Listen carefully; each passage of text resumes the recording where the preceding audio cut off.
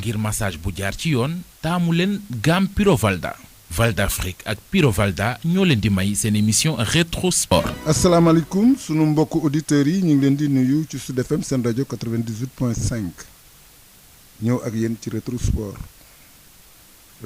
tey bi nag dañ ci am nag invité de marque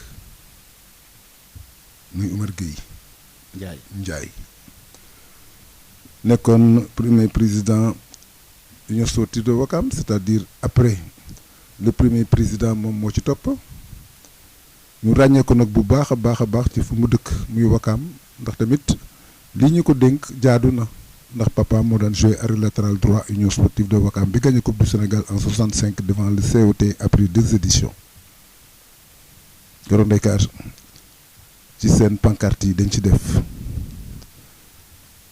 la mer a bu le train moom bu ñu dugg ci terrain bi pancarte yooyu la ñu def ak la mer va avaler le train mu nekk match bu historique ndax ñaari équipe yi ko doon joué ce sont les meilleures équipes à l'époque ma boobu dem finale Coupe du Sénégal rek c'était une performance extraordinaire parce que équipe yi fi nekkoon dañu bëri woon doole ay Jeanne d'Arc ay Foyer France Sénégal ay Union Sportive de Gorée ay Réveil de Saint-Louis de la grande époque bi gagné Coupe d'AF en 1956 devant l'Africa Sport d'Abidjan sur le score de 4-0 au stade municipal devant le gouverneur général Corné Gentil donc yooyu ay souvenirs yu mag a mag la mu màgg nag ci loolu dëkk Wakaam tekk fa ci xale yi nga xam ni tamit respecté nañ leen fa ci la bokk ñu dénk ko équipe bi mu def ay résultats bokk nag ci fédération bi tamit ndax ñiy falu tey ñi leen fal ci la bokk moo tax ma le sport bi def ci am ay xale yoo xam ni dëgg la Augustin la ñu def kilifa mu nekk seen président wante li ñu ko dénk yëpp xale yi mën nañ koo yor ndax mbooloo la ñu woon ñu tànn ko loolu lu am solo la nawle dafa am solo kooku nag mooy suñu invité ñu am mbégte lool invité ko ñu war a waxtaan ak ñun ndax tamit bu leen fàttali mooy président commission de football spécifique ak membre du comité exécutif donc il est en plein ci fédération bi donc bu ñu doon laajtee ay comptes bokk na ci ñi ñuy laaj ay comptes kooku mooy suñu invité tey Omar donc Sud FM mu ngi lay nuyu. jërëjëf Pape jërëjëf Malick kontaan naa trop ñëw toog ak yéen fii si plateau bi si antenne bi. pour échanger yéen football vraiment maa ngi leen di remercier seen auditeurs yëpp. di wax vraiment kontaan naa pour nekk à côté de yow ak Pape. pour ñu waxtaan ci football. voilà ñu waxtaan ci football wax nga ko Pape moom moo jiite football spécifique bi nga xam ne ñaari discipline la ñaar sax football la muy footballu plage bi ak football de salle. alors Omar. gis nañ ne ci de ñaari football yooyu footballu géej gi moom lañ gën a gis pourquoi moom lañ gën a gis au détriment du futsal est-ce que parce que résultat yi tax lu tax ñu gën a gis football beach soccer bi ko futsal bi. jërëjëf Malick si question bi damay kontaan ci tontu si question bu mel noonu. parce que comme ni nga ko waxee bu ñu wax football spécifique dafa am ñaari discipline yoo xam ne moom la ñu reconnaître au niveau de la FIFA. mooy le beach soccer et le football de salle. bi ñuy commencé si ñaari discipline yooyu dafa am boo xamante ne moom lañ jiitaloon. je pense que fan yële passé Chita Ndiaye mi nga xamante ne moom bu ñuy wax le père du beach soccer au Sénégal moom la fii ñëw na fii nekk ak yéen. il y a de cela 15 jours. donc vraiment il y a quelques années. dafa nekkoon sonn si. xar si turbay tànkam. fi la daan jooytoo. dox fu ne pour affaire bi avancer. moo tax. à côté de moom amoon na benn xale bi ñuy wax Aline Badara Wade waaw bi nga xamante ne moom moo puusoon si foot de salle bi. li ñu mën a wax rek mooy football spécifique bi ñaar yëpp a ngi dox. parce que Badara Wade wër na Sénégal yëpp. waaw def fa ay vulgarisation. boo xoolee c'est la seule discipline bi nga xamante ne moom la ñuy reconnaître pour mu bokk si JOJ des jeunes. donc problème de planning la et de timing. il fallait pendant 4 ans ñu consolider li nga xam ne moom lañ commencé woon ci foot de plage bi tey boo leen xoolee am na championnat du Sénégal. de foot de plage am nañ ñaar fukki équipes yoo xamante ne entre Dakar ak Ndar yuy jouer chaque année pour le championnat donc loolu la ñu waroon gën a consolider ci mandat bi sachant que li nga xamante ne ñu ngi koy préparer incha allah pour le mois de juillet. mooy benn tournoi d'exhibition ci quelques régions. pour que déwén bu ñu yàlla may ñu nekkaat fii. ñu mën a lancer définitivement le futsal. mais xam nga comme sport moyen la il fallait ñu consolider li nga xam ne moom lañ commencé woon li nga xamante ne moom moo ñu indiloon ay ndam pendant très longtemps en Afrique parce que boo leen xoolee bi yoon mooy suñu juróom-benn yoon ñuy gagné Coupe d'Afrique bi mais comme loolu consolider nañ ko déwén dinañ am ñaari programme naka la ñuy yokkee football de plage bi si yeneen dëkk yi ak naka la ñuy lancer futsal bi Dakar ak yeneen ñeenti région xam ne choisir nañ ko ba pare. est-ce que futsal bi am na engouement bi nga xam ne Beach Soccer bi am na est-ce que tamit yaakaar ne Beach Soccer bi dafa def jaloore ba pare moo tax mu neexee mu dafa wane boppam ba pare avant organisation dafa wane boppam ba pare Beach Soccer. xam nga loolu la ñu wax toujours foot Beach Soccer dafa imposer boppam. parce que Beach Soccer justement. Beach Soccer dañu dem jéegi bi ñuy football compétition internationale. boobu amaguñu championnat national. loolu mooy wane toujours entre Jean Chita. ak bëgg bi mu bëggoon discipline bi. ak ay moromam yi mu doon liggéey si Afrique loolu moo tax Beach Soccer bi tey mu nekk dans une phase d'accélération parce que dafa dem au niveau national international commencé gagner ay trophées avant ñuy wax naka lañ koy structurer ak organiser ko pour le futsal dañ bëgg jël le contraire commencé ko football suñu dëkk. sélectionner ay jeunes parce que les JOJ yi di ñëw comme ni ma ko waxee futsal dafay jouer Sénégal day équipe nationale de futsal.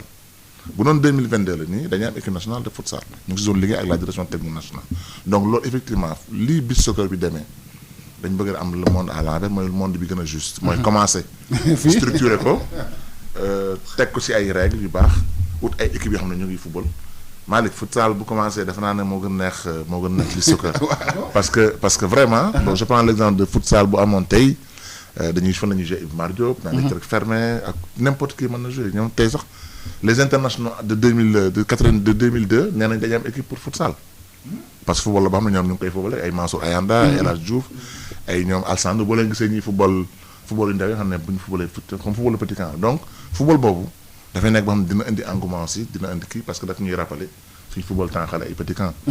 entre joueurs ñoo koy joué juróomi joueurs ñoo koy joué benn. am góol. si day am góol.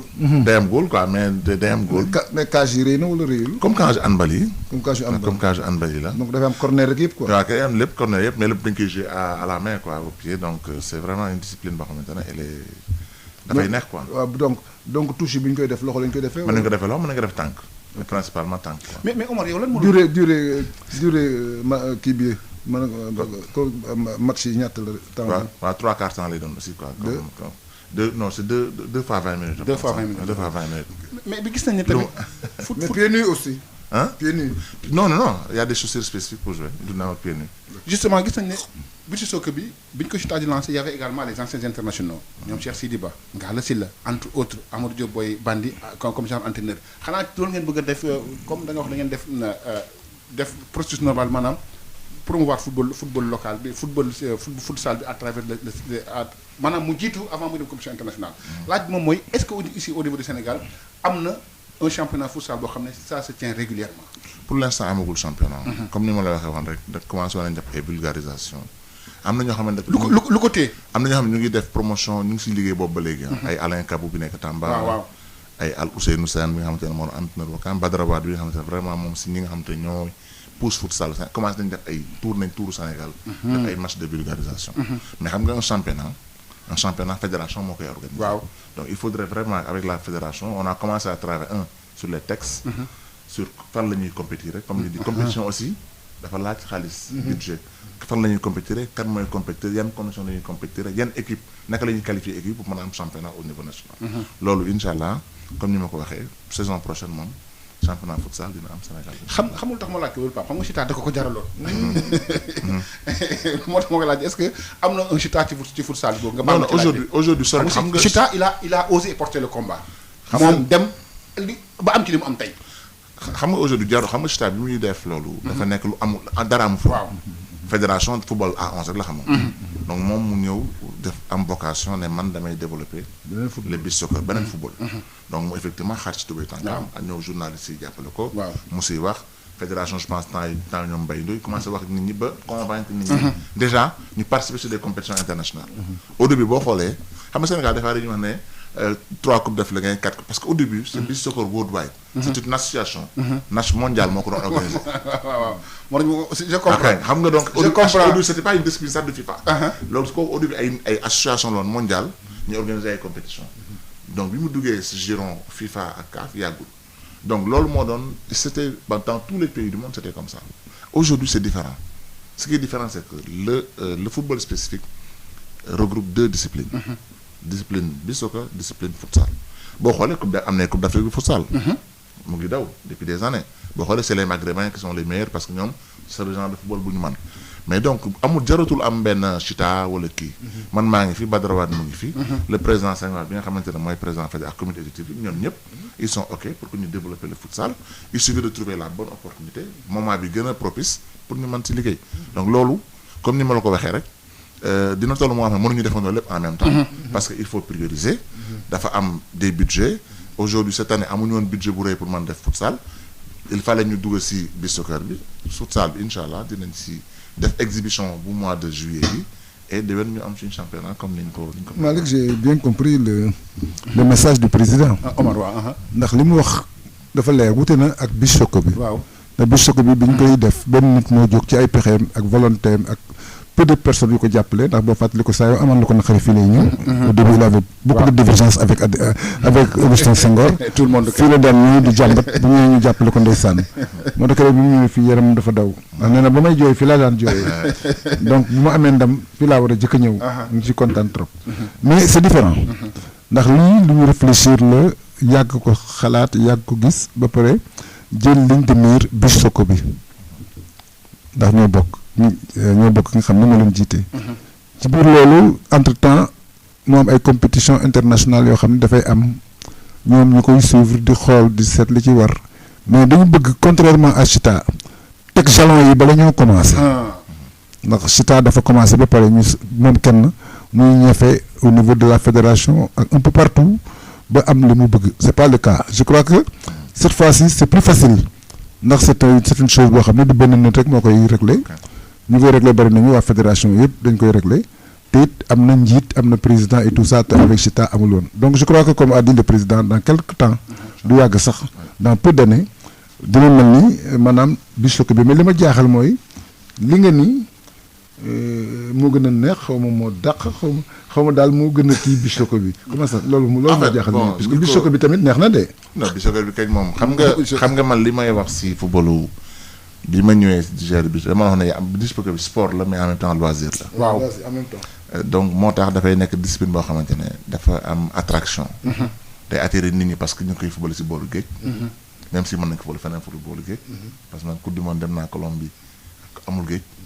dañ defar terrain bi soccer normal ci dëkk bi donc dama ne sport la ak loisir donc bi soccer boo xoolee été bi lañ koy jouer dans les plages l'ambiance mais dama le futsal c'est un football qui est plus dynamique. Parce que ça va plus vite. C'est un football qui est plus rapide et plus technique. Parce que les terrains sont différents. Les terrains sont différents, c'est spectaculaire. Et en général, mën na attirer. Comme tey man damay dem 17 ans ñoom les anciens de 2002 dañuy jouer fii à la Médina à Fass di jouer terrain yu ndaw. mais tu vois que c'est un sport qui va très très vite quoi. donc technique également. très technique. tu vois très il faut nga mën football pour mën ko football. waaw trop mën football donc moo tax ma ne c'est pas sur du sable. spectaculaire. non c'est pas sur du sable. c'est sur du terrain kii la tartan. ça va très vite quoi. terrain handball yi wala terrain basket yu kii yooyu. vraiment c'est un football boo xam ne c'est un football spectaculaire. boo xoolee sax tous les joueurs à 11 yi nga dégg jaar nañ futsal. boo xoolee seen technique. moo gën a éprouvé technique bi ñeneen. donc effectivement même le DTN bu ñu ciy waxtaan. mu ne waa bi waaw mu ne ma. que nous saluons au passage. waaw comme vraiment c'est Jean fait un grand travail Mayacine. pour le féliciter pour le remercier pour tout le travail. dans la discrétion aussi. il nous a dit effectivement mais bés boo leen commencé futsal di ngeen xam ne futsal moo gën a dynamique bi soccer mais ñun suñu objectif mooy ñaar discipline yëpp avancé au Sénégal. parce que discipline bu nekk am na public am na cible am na objectif am. mais les publics même peuvent se retrouver hein. tout à fait parce que ñun li ñu gëm mooy que ne le football de plage doit se développer partout au Sénégal. même dans les villes parce que en fait on appelle même. maintenant football de sable on n'a pas de football de plage. voilà parce que ça peut être limitatif. pour ñi amul géej mais ñi amul géej sax si nga ñi amul géej mën nañ jouer si biir dëkk bi terrain. kon waa Kaolack su ma dëkk ñu dégg kon mën nañu am ci mais oui bu ñu neexee nee na dem na coupe du monde Colombie. Kawoon mën nañu fa def Kaolack mën nañu fa def terrain. comme demoon am na tuuti ndox. mais Paraguay amul géej. mais Omar est-ce que gis nañ ne keroog tamit il faut ñu wax ko lundi passé vous étiez reçu par le chef de l'État Macky Sall. li ma waxoon def na ko. jeudi ou vendredi recevoir nañ jox leen pratiquement koppar. loolu dëgg la. est-ce que nekkul une vieille revendication boo xam ne satisfaire nañ ko le foot de plage bi nga foot de salle bi nga xam ne moo gën a titré ci sport collectif au Sénégal yi. loolu xam na loolu Malick mën nañ li nga ko résumé mën nañ wax ne effectivement le président Macky Sall peut-être corrigé na benn. injustice mënuma wax président de injustice. corrigé na loo xam def na loo xam ne def na ñëpp a gënoon xaar.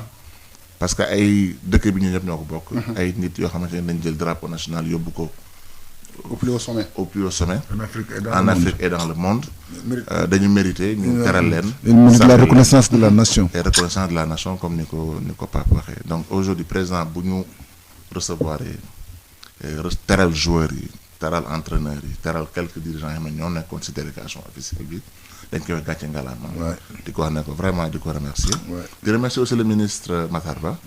ak vraiment toutes les personnes yi nga xamante ne ñoo nekkoon autour du président pour accueillir les Lions. C'était quand même dafa nekkoon loo xam ne rafet na. pathétique. Et c'était pathétique quoi donc aujourd'hui am na xale yu bari yoo xamante ne. bëgg nañ gagné woon nañ trophée bi. avant juróomi yoon. fekkewuñu récompense bi tey. mais bon ku nekk rek sa wërsëg ngay lekk. mais Omar est-ce que la transition a été facile yow mi nga xam ne da nga nekkoon ci foot à 11 ba jiite Wakam. ñoo léegi ñu ko tax dugg ci foot à 11 bi est-ce que transition bi yomboon na pour dem ci foot spécifique bi est-ce que c'était facile. xam nga man si papa wax na ko sànq man football laa juddoo. man sama papa man dama juddu fekk muy football. parce que man je suis né en 65. Coupe du Sénégal je pense que c'était bi ñu gagné c'était en 64. un an avant ta naissance. waaw donc un an avant ma naissance donc ma juddu si fekk ma ñëwaat juddu am quelques années ñu joué la finale peut-être Pape doo ko fàtte. la finale pathétique. en 70 69 70 avec Youssou Mbengue. non mais avant même c'est la Jaraaf Wakam. Jaraaf Almadi. Jaraaf Almadi. deux éditions yi. donc man si loolu laa juddoo. et puis nag nekk doomu lépp quoi man sama maam da doon dafa man gaal quoi. donc si géej laa juddoo donc football géej dafa nekk loo xam ne dañ ko tàmmate bi ñu nekkee xale. football à 11 nag si la football naa petit camp football naa si géej gi football naa à 11 man mi si bopp man dama doon football j'ai naa cadet ASC Thiely. bien sûr j'ai naa senior ASC Thiely 87 bu gagné lépp. à Dakar on grandit on joue football. yàlla def ma dem France jàngi kon ne donc mais man dama j'ai naa Ouakam en junior et cetera donc man football si la judo si la màggee si lañ ma yaree mooy sama passion. donc jógee football à 11 ñëw si biir soccer dafa nekk loo xam ne amul transition bu yomb bu difficile man Wakam yàlla dafa def ma jiite ko avant ma koy jiite nekk naa fa dirigeant lu ne. jiite ko pendant 8 ans. avec Blaise Diagne. Blaise mooy ñoom ñoo doon suñu ay grand. j'ai travaillé avec lui pendant bi nekk président. man maa ko remplacé. en 2008 ba 2015 ba yàlla def. le dernier titre yaa ko gagné ak Wakam. le seul titre. waaw le seul titre benn titre bi yàlla championnat. ak Alfousseyni Badji. une grande équipe de Wakam maa ko gagné. devant des grandes équipes comme le Jaraaf et le Casa Sport. Avec un jeu plaisant où il y avait 16 équipes, c'était pas un championnat de 14. Avec un jeu plaisant aussi. Un jeu plaisant. Avec un jeu plaisant. Mais Wakam vous gis nañu léegi fi mu toll nii sax pratiquement mu ngi troisième. C'est difficile hein. ci Ligue 2 bi. daaw elle a frôlé l'ISO a frôlé la montée. Malheureusement li am le Covid ñoo taxaw ren ji est-ce que xalaat ngeen ne c'est encore faisable pour retrouver élite bi. Peut-être avant mes réponses question bi damay encourager ñi nga xam ne ñoo koy diriger. Abdoul Aziz Gueye moom mooy président bi ak toute son équipe. C'est difficile. qui a eu effectivement qui a eu aussi pendant un moment à en tout cas gérer une situation très compliquée.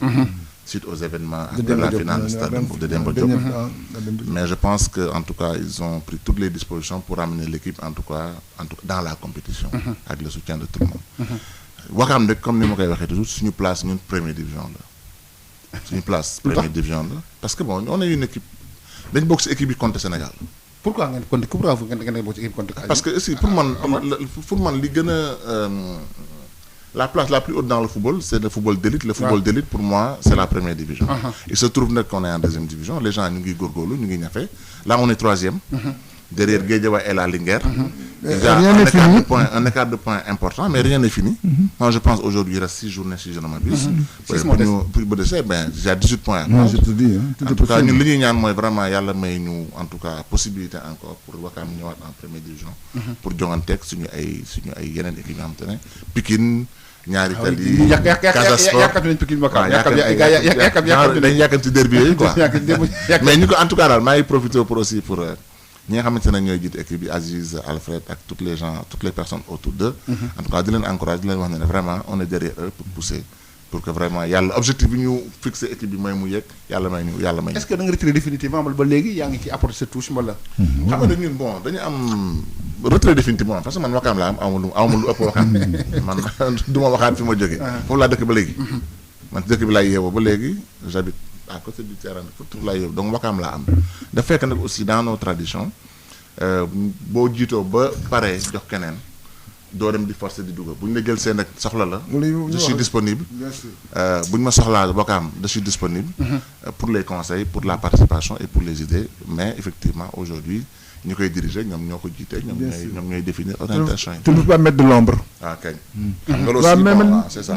li ma leen laaj mooy Wakaam déjà. am na fa ay terrain yu fa nekk.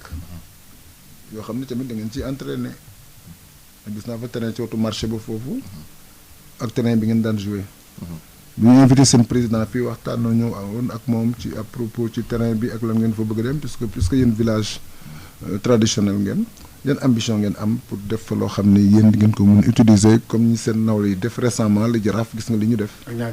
ak ñaari tali. loolu moom je pense que sujet bu am solo la. parce que le président Aziz moom bi mu ñëwee je pense que objectif am bi mu njëkk a fixé mooy liggéey sur les infrastructures. toog na fi wax ko. waaw moom vraiment loolu moo doon cheval de bataille am ça fait 6 ans mu ngi fi malheureusement il n'arrive pas à avancer parce qu'il y a beaucoup d'obstacles des fois. des obstacles administratifs. déjà terrain football bi nekk fi nga xamante ne moom nga xam. sama ñoom papa doon football terrain boobu. cité Asegna il paraît que moom moo ko moom.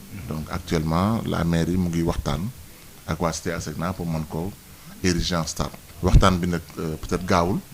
parce que effectivement bon am na ay incompréhension ay discussions am ne du avancer mais mairie baa ngi waxtaan. beneen bi mooy li ñu am beneen mooy suñu terrain basket bi nga xamante ne en tout cas dirigeants actuels yi am nañ ci ay projets.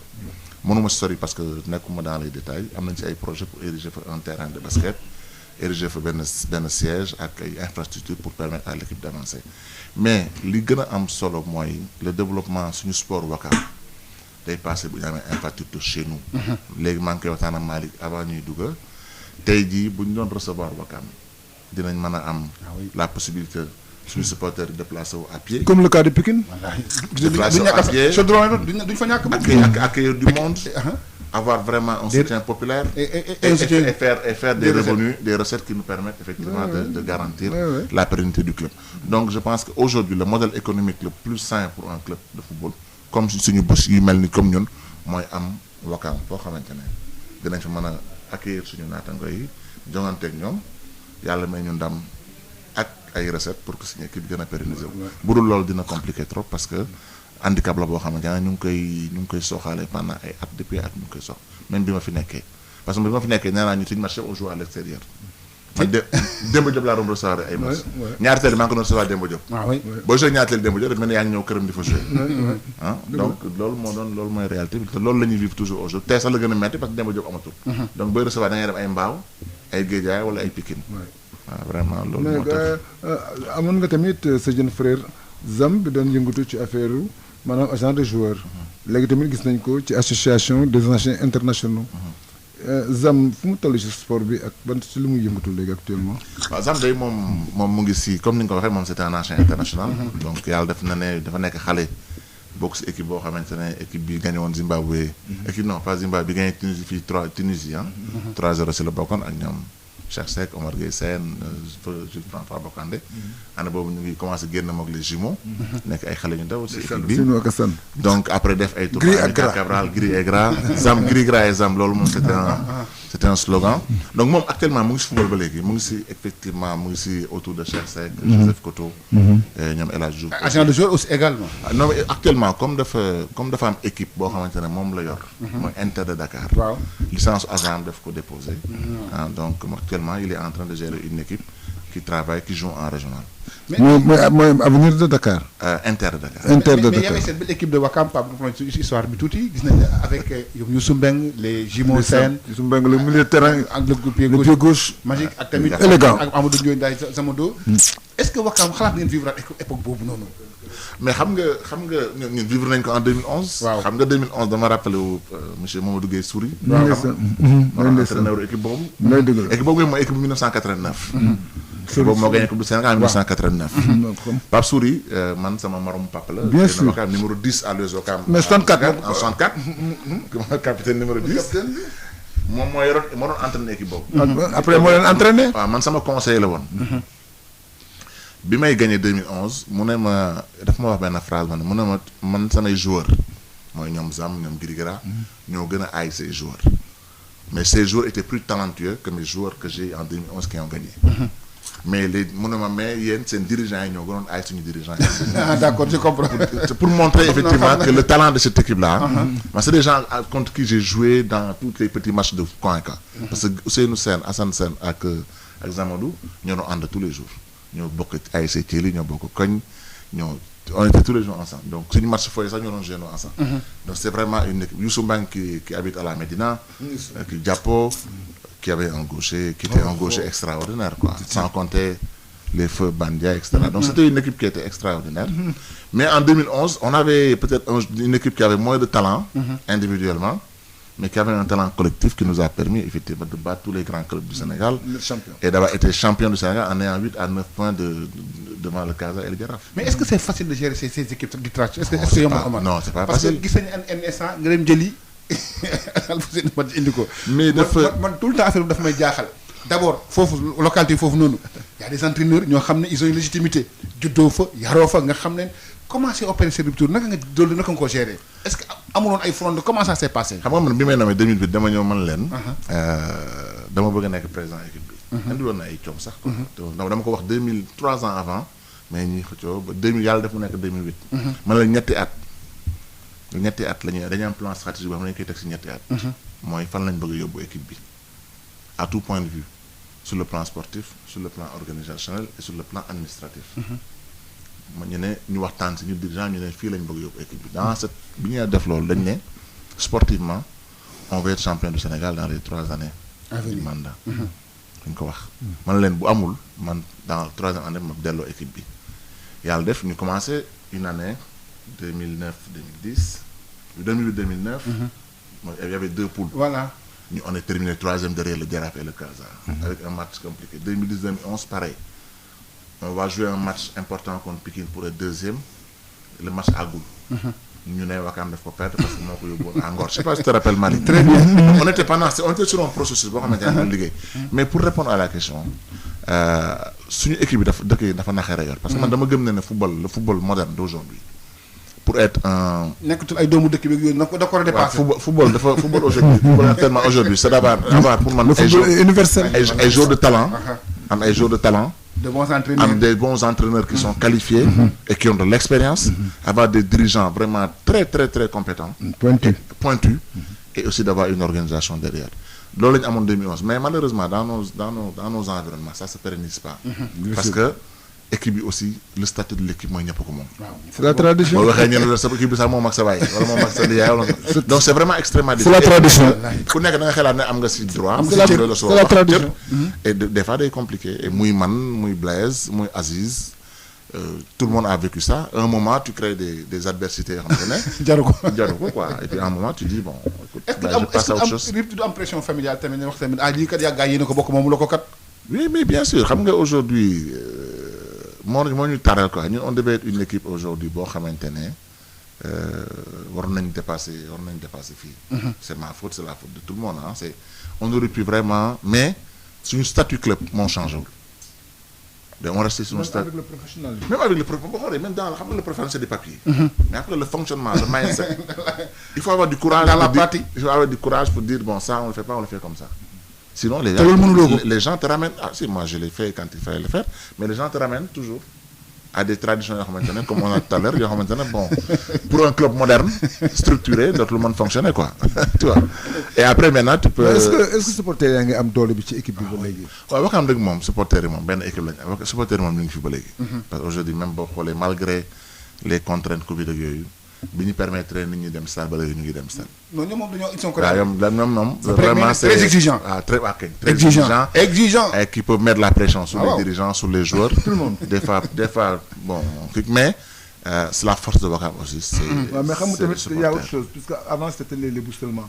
mais maintenant ce sont tous les habitants de Wakam. Ouais, c'est vrai. donc c'est difficile à maîtriser. parce que bu yàgg ba di ngeen xam ku ci nekk fi nga dëkk ak fi nga bokk ak yooyu. mais ce n'est plus le cas. dama gis seen match bu am ay Guinéen ay Malien ay Joola ku ci nekk voilà weesu na Wakaam léegi daal. donc est-ce que loolu tamit du problème pour ngeen mën a maintenir maanaam supporters yi entre vos mains.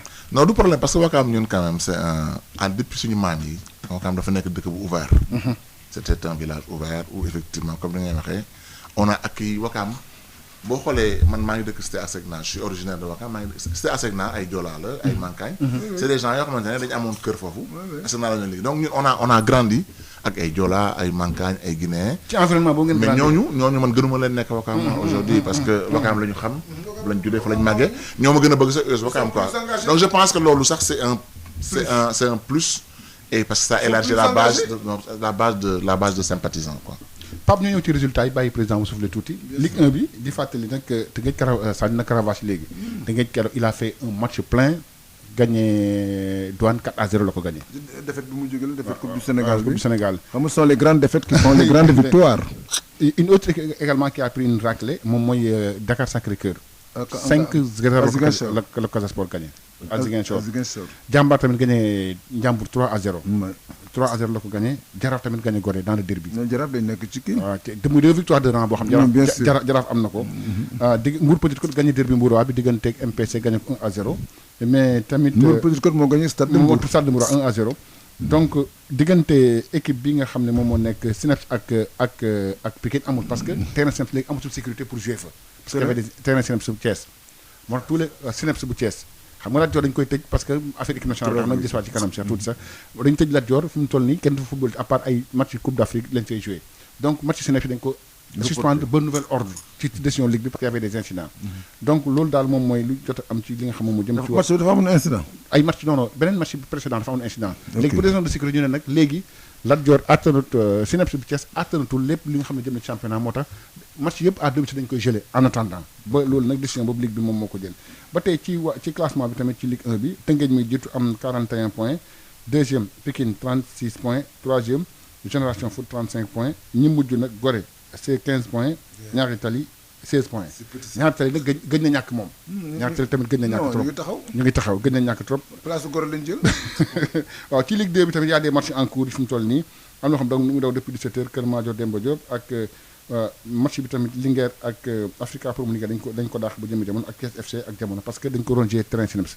Ligue 2 bi Duc ak Amitié 1-0 la Renaissance Sonacos 0 but partout la Port Guédiawaye mu gagné 2-0 Wakam dem ca Fatick gagné Fatick 1-0 foofu tam ci classement bi attention ci classement bi Guédiawaye mu jut am 43 points Linguère 39 points deuxième Kër Madior 39 points Wakam est sixième avec 28 points loolu mooy li nga xam ne rek moom moo nekk ci national bi tamit ci wàllu li nga xam ne rek moom moo jëm ci wàllu national bi li nga xam ne nag am na ci yenn résultats yi am na tamit match yoo xam ne mu ngi am fi mu toll ni ci li nga xam ne rek moom moo jëm ci wàllu national bi nga xam ne ñu ngi koy jouer ak tamit résultats yi nga xam ne fi mu toll ni gis nañ ne équipe yi ci bare ñu ngi ci am ndam xam naa du ñàkk balaa émission bi jax ñu gën a dellusiwaat ci li nga xam ne rek moom moo nekk wàllu national bi nga xam ne nag ñu ngi koy jouer ci lu jëm nag ci li nga xam ne rek moom mooy wàllu national boobu nga xam ne nekk na loo xam ne am na solo trop soxla na tamit li nga xam moom mooy nit ñi surtout les supporters de la Sénégal surtout les supporters de la Sénégal bi xam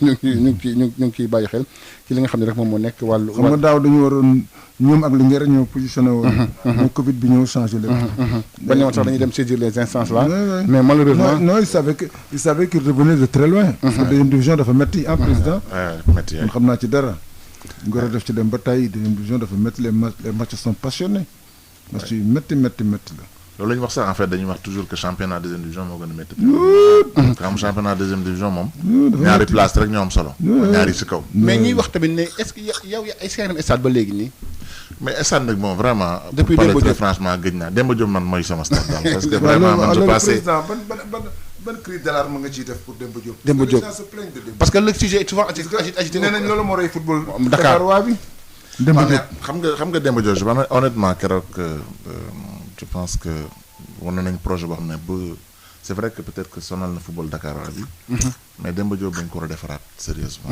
parce que stade la boo xamante ne am na ñoo xam ne nee nañ bu ñu ko réfectionné nañ ko cassé defaraat ko jeune ami boo xoolee xaw ma Yamar Sey qui m'a dit ça xaw ma la dañ koy cassé defaraat mooy les nostalgique parce que xam nga am na ñu fa dëkk ci biir waaw il paraît que am na benn joueuse bu nekk GA sax xam tur bi la fàtte ku jigéen dégg naa fa la juddoo. foofu la juddoo ah. waaw. te am na ñoo xam ne ñu ngi woon tribune découverte. waaw waaw te nekkoon capitaine équipe bu GA bi. GA handball wala non football. Anne-Marie Diop basket. il paraît que foofu la juddoo. pour te dire que administration bi am na ñoo xam ni au ministère des sports dañu leen fa logé. te ñu nga fa ba léegi mais découverte. côté bëri côté bëri. mais je pense que Demba Diop en tout cas man maquette bi ma gis keroog ñu wane ko au niveau de l' assemblée générale dal na xel. mais kañ la travail di commencé président. waaw xam nga bon comme ni ko président Senghor waxee aujourd'hui la FIFA moo war a financer le projet. mais il y a toutes les questions administratives parce que aujourd'hui le terrain est au nom de l'État. mais loolu ministre dafay di que da koy séddee ministre bi waxoon ne y' a pas de souci. waaw mais xam nga entre dañ koy. séddee ak am këyit yi tous les actes administratifs. xam nga administratif moom. surtout affaire terrain suuf. ça prend du temps. mais ce qui li mën a rassurant mu dal xel mooy que je pense que le fournisseur a été choisi sur la base d'un appel d'offres si j'ai bien compris la maquette du stade est définie aujourd'hui les aspects administratifs l'État a donné son accord pour céder définitivement le terrain sur un bail de 30 ans donc la FIFA a aussi accepté le principe de financer le projet avec mu nekk un stade fédéral mu nekk un stade fédéral. Maintenant, la question qui se pose, en tout cas, si j'ai bien compris ce qui a été développé, c'est de voir quelle est la stratégie du gazon qu'on met. Est-ce que c'est du gazon naturel qu'on met Est-ce que c'est du gazon pur synthétique pour pouvoir jouer le maximum de matchs possible ou bien est-ce que c'est de l'hybride pour permettre aux équipes nationales de temps en temps de jouer à Demba Diop certains matchs. Donc yooyu yëpp boo xoolee bu ñu mënee jouer Lat Dior kay président yooyu yëpp c'est des stratégies yoo xamante ne bu ñu mënee jouer Lat Dior stade Demba Diop bu ñu ko defaree que Demba Diop loolu la quoi donc président bi mais ça coûte un peu plus cher les gazons donc il y a vraiment toutes ces alternatives jar na ko de qui sont en train d'être vraiment étudiées bi ñu recevoir waaw kay waaw xajul Lat Dior Demba Diop moom bu ñu fa amee terrain 20 000 places moom jouer bi Dakar moom bu keroogee dina nekk extraordinaire. waaw mais xam nga Demba Diop parce que xam nga Pape Demba Diop au-delà même du football de l'équipe nationale il y a également il est surutilisé le stade. mais lamb de du fa amati moom. waaw non lamb moom c'est autre chose. non moom loolu moom je pense que c'est maintenant un terrain qui va exclusivement. lamb moom bu fa amul rek Malick. lamb du fa am show du fa am. ah kon c'est sûr lamb du fa am show du fa am. moo tax Malick la question de la stratégiquement mooy. Demba Diop. est-ce que dañuy def gazon synthétique parce que. match yi daf bari Dakar. voilà donc dafa am nawetaan day am les UAC day am. championnat am donc. loolu mooy stratégie bi est-ce que dañ koy def terrain boo xamante ne dañ koy def pour que ñëpp di ci football. mais est-ce que dans ce cas équipe nationale lañ ci mën a jouer bu dee synthétique. mais bu dee synthétique équipe nationale du ci mën a. kon loolu baax donc stratégiquement moo tax ñu ne est-ce que dañuy def terrain tout gazon sachant que l'entretien va être difficile. avec le rythme des matchs ou bien dañuy def hybride terrain hybride xam ne day am. non président pour permettre équipe nationale de se jouer. président donc loolu. c'est important comme dañuy réduire nombre de matchs yi ñu fay jouer. loolu mooy solution bi. mais bien sûr. IAG dañ fay jouer. waaw mais bon moo Demba Diop quand même. non yaa Malick doucement. am na fi ay yeneen terrain yu fi nekk nañ ko defar parce que Demba Diop rek bu ñu ko defaree te amul beneen terrain. je pense que le projet des comme terrains. dañuy dem 2026 Jeux olympiques. nañ defar Iba Mar Diop. defar Assane Diouf. Assane Diouf a ngi ni ngeen xam ci lu mu nekk. waaw mais xëy na nañ ko def même bu balaa. deful Assane Diouf man je pense que aujourd'hui les terrains des communes. dans toutes les communes autour de Dakar am nañ terrain. Yoff am na Ngor am na Ouakam am na Cambérène am terrain yi aussi je pense que dans la. terrain yi aussi je pense que bu ñu ko defaree dina mën a soulager Demba Diop def ko ay terrain synthétique yoo xamante ne autour de la boucle de Dakar. de Dakar ville on a des terrains yoo xam ne nit ñi ils peuvent jouer à Cambérène. ils peuvent aller jouer à Ngor. waaw mais xam nga président xam nga ne match yoo xam mënoo ko def par exemple ay final zonal Cambérène mënoo ko jouer Cambérène Demba Diop ko mën a jouer. mais Malick pourquoi loolu non même yooyu damay pourquoi loolu ñun Ouakam bi ñuy jouer nawetaan bu njëkk bi Thiely 87 fu ñu doon jouer suñu match yi Ouakam lañu doon jouer Ouakam Thiely jàkkaarloo. xaw ma ndax yaa ngi suivre nawetaan Thiely jàkkaarloo. c'était des matchs yoo xamante ne mais c'est épique. benn match lañ doon jouer Iba Mar Diop mooy final bi rek lañ fi doon jouer. aujourd'hui bu ñu amee Ouakam am terrain boo xam ne am na sécurité. mais ci ban stade kaa du ci mën jouer ah. terrain bi ñu doon terrain bi Ouakam bi nekk foofu camp militaire bi. waaw sans tribune foofu la ñu doon jouer pour tout temps yii amul nawetaan c'était ouvert. bon maintenant depuis que ñu kii dañuy jouer beaucoup de matchs à Iba Mar Diop on joue plus là-bas parce que amul sécurité yooyu. mais boo amee terrain sa dëkk boo am gazon am tribune am sécurité war nga mën jouer. bien sûr waa Cambérène pour la ñu dem bëgg jouer ji Demba Diop te war nga mën nañ jouer sa dëkk bu dee am na terrain. mais il faut qu'il y ait un terrain avec toutes les commodités. mais président gis nañu problème terrain. c'est le travail des municipalités. aussi beaucoup. et principalement. gis nañu terrain ak de l'État aussi gis nañu le problème des terrains s'est posé. gis nañu récemment le Lat Dior a été en sursis. malheureusement ça a été defaraat nañu ko ba récupérer nañu ko. yow en tant que sportif naka nga vivre situation Lat Dior comment l'avez vécu. xam nga aujourd'hui les infrastructures. je pense que ñun ñëpp ñoo si sensible. je pense du chef de l'État jusqu'au Sénégalais le plus petit sportif. xam nga ñun dañu judd di football si suuf. jàng football sauf lañu jàng football boo doon dem football gazon sax dafay nekk benn événement. Je me rappelle les matchs junior à Demba Diop Wakam GIA truc en 18h nocturne c'était un événement pour ñun dañuy dem fête parce que gazon la ñuy footballé. Donc aujourd'hui il est arrivé à ce que le gazon les infrastructures de gazon ça devient le minimum qu'il faut avoir en termes d'infrastructure. Comme ni ma ko waxee l'État qui est quand même très sensible sur ce sujet a beaucoup investi quand même sur les infrastructures. Mais en termes de conception et de développement. Et surtout de communication. Mais maintenant ce qui reste aussi mooy que comment maintenir dans la durée les infrastructures construire. Là ouais, je pense la maintenance et l'entretien. Mais ça je pense qu'aujourd'hui il faudrait quand même qu'entre l'État central nos différentes municipalités que les gens s'asseyent pour voir comment mettre des infrastructures. Mais les infrastructures qu'on met c'est même pas pour des clubs de football. Moi je pense je regarde moi à Wakam. J'habite à côté du terrain. Toutes les écoles font de l'éducation physique dans ce terrain-là. Sur du sable, souffle, boy, poussière, bégué. Donc, quand tu as même une infrastructure sportive dans une localité comme Wakam, comme Ngor, comme Yoff, au-delà d'accueillir les matchs de l'équipe de Wakam, Fagnon ou Olympique de Ngor, ça fait permettre à tous les jeunes qui veulent faire du sport de le faire dans ce stade-là. Et à toutes les écoles qui font de l'éducation de le faire là-bas. Parce que c'est le seul lieu stade nit ñi mën nañ fa daje di def liggéey. Donc moi je pense que am na yu bari lu ñu def am na lu bari lu ñu def am na lu bari lu des mais on peut pas dire que dara amu fi li nga xamante ne rek def nañ il faut ñu évaluer xool au niveau des infrastructures est-ce que am nañ fi ñu war a am yëpp am nañ fa infrastructure est-ce que on a fait des parce que man ce qui me gêne le plus mooy peut-être les tribunes la taille des tribunes qu'on fait dans nos infrastructures. Est-ce que aujourd'hui aussi on a une bonne politique de maintenance et d'entretien? Et est-ce qu'aujourd'hui, quelle est la vision qu'on a sur le truc? Moi, chaque fois que je passe devant l'autoroute et que je vois le stade qui est en train d'être fait, bon, je suis fier, je me dis, bon, peut-être dans quelques mois, au Sénégal, on aura un stade de normes internationales.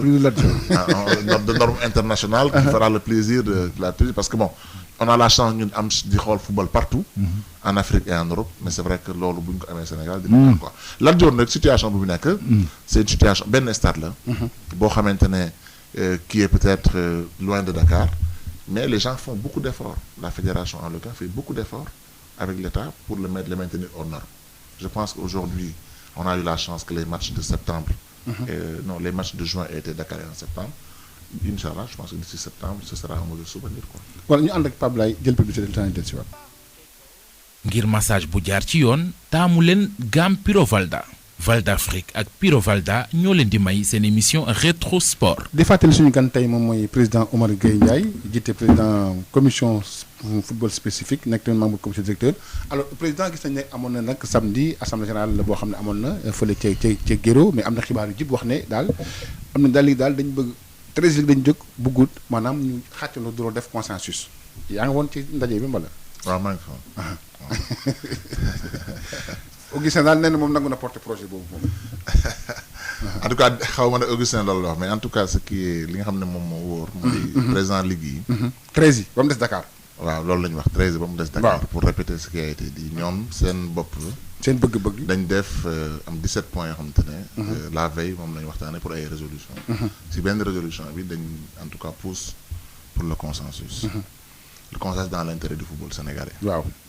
Mais ils ont précisé aussi que dans le consensus, un consensus se fait autour d'un programme et d'un projet. Maintenant, qu'Augustin puisse porter ce consensus et ce projet, il n'y a rien de plus naturel parce que moi, je suis nekk. Bu dee moo fi nekk bëgg fi kon ne di nekk. Bon bu ñu wax consensus forcément dafa bokk si biir.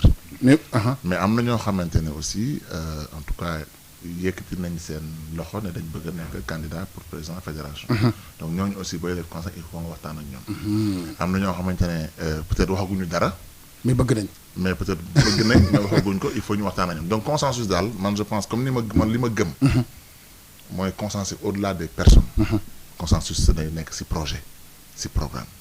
loo xamante ne dañ koy waxtaane tënk ko ñu ne nii le football sénégalais nii la war a doxee fii la war a dem consensus dina am toujours kenn kuy jiitu. waaw dina am toujours kenn kuy jiitu. obligatoirement ki nga xamante ne moo fi nekk tey nekk fi depuis tout ce temps là bu dente ne dafa ne yaakaar na dafa war a continuer bu dee am na consensus forcément le consensus en tout cas moom du nekk du sori ñu koy jiite donc moo tax man je pense que. Mais boo nee Augustin. mais waxaguñ daf ne waxaguñ ki jiite waxaguñ c'est lui qui va diriger le consensus waxaguñ ko. non xam nga un consensus mënoo démarrer di wax consensus. kan moo koy diriger parce que man en tout cas dégguma ko mais boo nee consensus mooy. dañuy nangu waxtaan ba dañuy nangu toog waxtaan.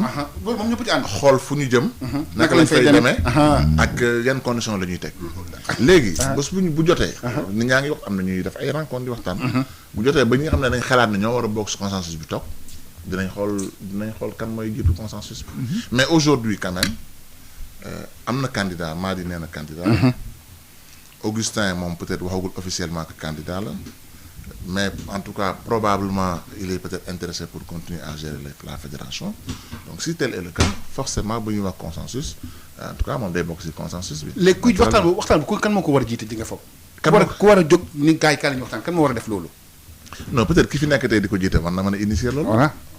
man na ko moom war na ko mën a initier comme ñeneen ñi nga xamante ne ñu ngi ci football bi yàgg ci te amuñu ambition boobu mais am nañ ci baat war nañ ko mën a jiite aussi. am na nit ñoo xam ne comprendre xam nga tey am na ñoo xam ne ñu ngi ci football bi. peut-être bëgguñu nekk président fédération. mais bëtuñu ko mais am nañ ci baat boo xam ne bu ñu ootee nit ñi di wax nit ñi dañ leen déglu. am na ñu bari. aujourd'hui Ablaye Sow mën nañ tudd tur Ablaye Sow je prends un exemple parmi tant d'autres. mën nañ tudd yeneen nit yoo xamante ne tey ñu ngi ci football bi xam na ko bu baax même le ministre mën na peut-être diriger un consensus. xam nga donc actuellement moi je pense que amul dogme boo xamante ne moo fi am. est-ce que dañu war dem consensus. mooy li nga xam ne moom lañ souhaité mais mën na bañ a am boo amul consensus. je pense que l'expression la plus démocratique. c'est l'élection. pour dans une élection c'est le vote. Aujourd'hui bu dee mënuñu am consensus bu dee candidat yi ku nekk da nga bëgg a dem en tout cas pour peser sa bopp li ci des mooy en tout cas ñu soumettre ku nekk soumettre sa projet sa programme aux électeurs que sont les clubs mais comme j'ai dit aussi football bi. du ñeenti nit du juróomi nit. football bi c'est 400 clubs yu nekk partout au Sénégal de Fongolimbi à Matam. à Aou donc il faut que ñu xam ne aussi. toog di waxtaan entre juróomi nit c'est pas le football dañ ci dafa am ñu bari ñoo xam ne dañ ci am ay c'est l'ensemble des acteurs c'est l'ensemble des acteurs yoo xamante ne ku nekk am nga ci noo siy xalaate ku nekk am nga noo gisee donc en tout cas le consensus doit être le plus large possible ou bien celui qui va diriger doit avoir un programme qui intègre les préoccupations du plus grand nombre programme commun pour que nit ñi en tout cas gis seen bopp mais Pape lu may laaj moom mooy tey yow laaj bi kan moo war a jóg seeti gars yi pour waxtaan ak ñoom laaj président Omar Gueye laa lay laaj kan moo war a jóg seeti nit ñi pour ne leen kaa la ñuy waxtaan ci conférence kan moo ko war a def. les médiateurs il y a des médiateurs. am na est-ce que yaakaaroon ne kii jiite fu waru ko mën a def ñu toll Augustin Soldat ne gars yi kaa la ñu defi ko. si moom koy mun war na ko def mais du moom rek ko war a def. waaw mais moo ndax xamul tax ma laaj loolu. xamul tax moom il est un peu mal placé puisque même s'il n'a pas déclaré sa candidature il est prétendant candidat. bien que déclaré wu ko. waaw mais ñu ko koy jiiñ waaw mais il est prétendant candidat. donc ñi nga xam ni ñu ngi ci biir sport bi comme li président Omar Gueye Ndiaye am na si ñoo xam ni yàgg nañ ci même bu fekkee milité wuñu de manière permanente ci football bi lañu bokk kenn mënu leen ci jëlee ndax football bi du rek ñu nekk ci fédération bi ñooñu tamit am na rôle bu mag boo xam ni dañ ko ci jouer puisque boo dégloo keroog li nga xam ni moom la président compagnie sucrière wax Lamotte muy luy Lamotte moom nee na ils se retrouvent ils discutent pour trouver un projet dans lequel ils vont se retrouver et choisir un président donc kon ils sont sur la voie bi ñu ko laajee ndax yéen a ngi gisante mun la waaw ndax am na ay daje mënu la waaw kon xam nga. maa ngi wax ba léegi ko koy jiite. waaw non egguñu foofu. puisque ñoom parce que ma xam luy Lamotte bi mu toogee fii ni mu njëkk a ji wax mooy. texte yi dañuy régler ba pare.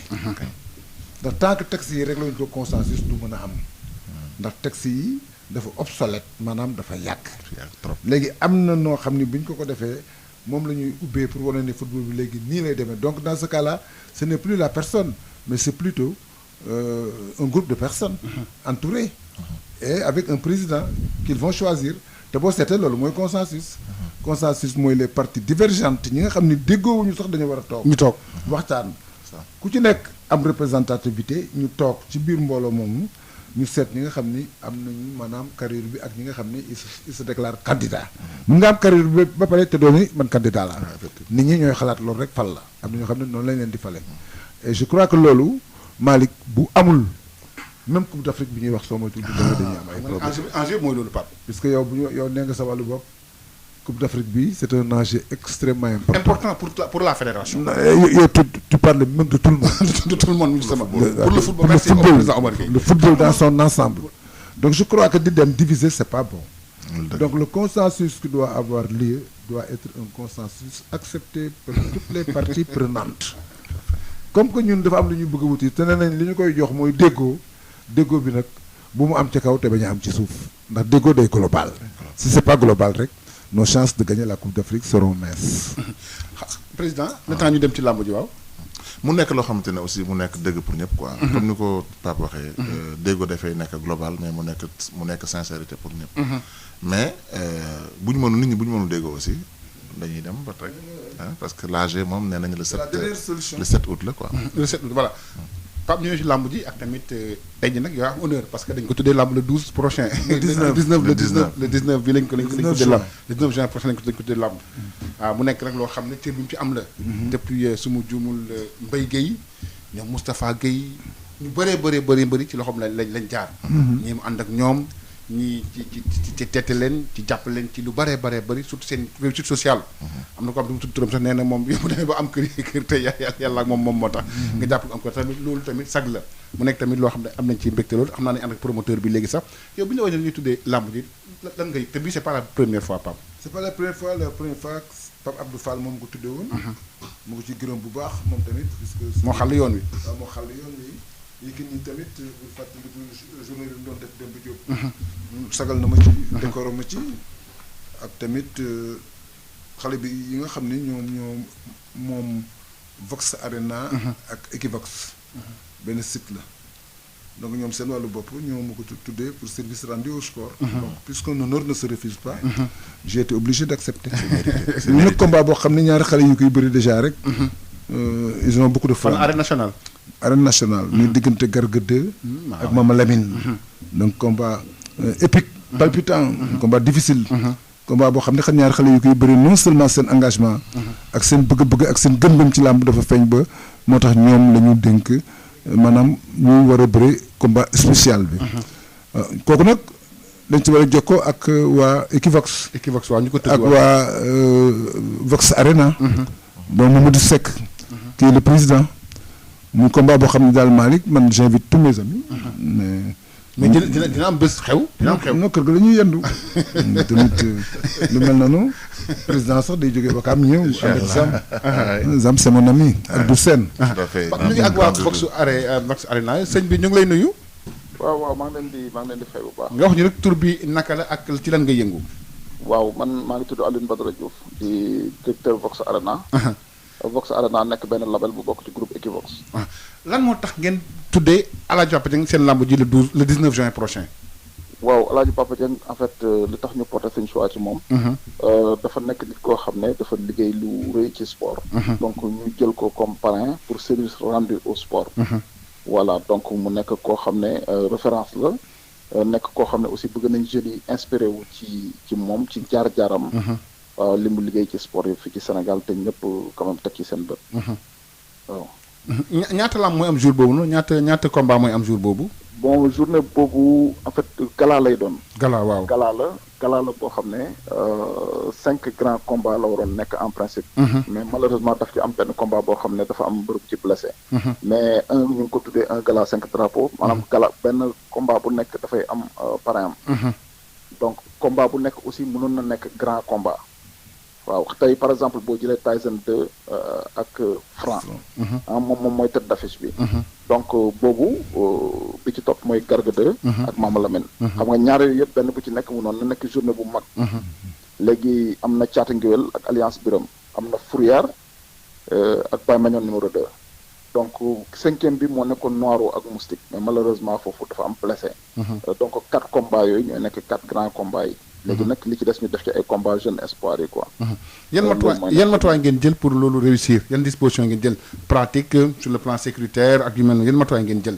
gis nañu galaay yi souvent dafay jaxasoo. sur le plan sécuritaire quand même on a pris toutes les dispositions yi nga xam ne nii pour journée bi jàll. bien sûr ak ndimbali ñi nga xam ne nii vraiment fekk nañ leen ci milieu lamb bi. parce que ñun mën nañ ne yàgguñ ci ñu ngi ciy doog a dugg. donc Equivox média la boo xam ne ni doon def émission à travers son label Vox Arena di def émission lamb. loolu moo indi tey ñu dem ba am amour bi mais pourquoi pas ñu indi aussi suñu touche ci li nga xam ne nii mooy lamb.